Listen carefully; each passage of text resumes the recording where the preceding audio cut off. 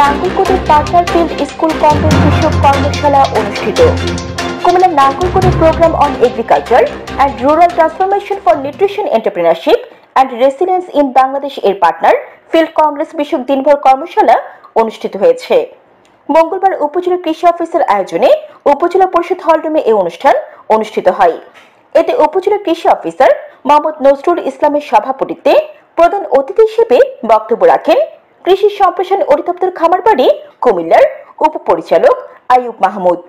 বিশেষ অতিথি হিসেবে বক্তব্য রাখেন উপজেলা নির্বাহী কর্মকর্তা আলামিন সরকার, ডিএ কুমিল্লার এডিডি আল মামুন রাসেল, এডিডি উদ্যান মোহাম্মদ আনোয়ারুল ইসলাম জুয়েল, পৌর উপসহকারী কৃষি কর্মকর্তা জুনাইদ হাসান। এই সময় ইউনিয়ন কৃষি উপসহকারী কর্মকর্তাগণ উপস্থিত ছিলেন।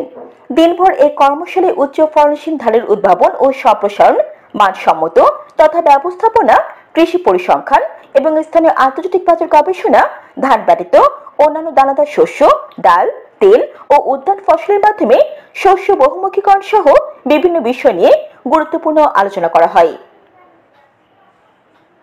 Jannatul Afsana, N news 24 TV.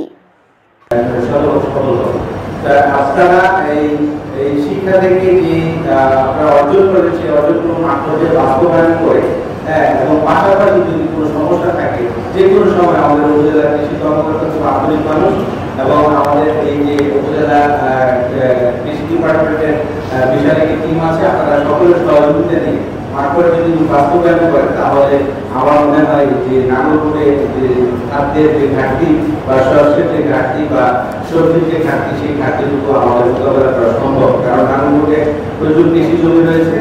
আরেকটি বিষয় আমি বলে রাখবো যে উপজেলা প্রশাসনের পক্ষ থেকে আমরা সবসময় কৃষি জমি বা সংরক্ষণের জন্য সবসময় সর্বদা সচেষ্ট থাকি।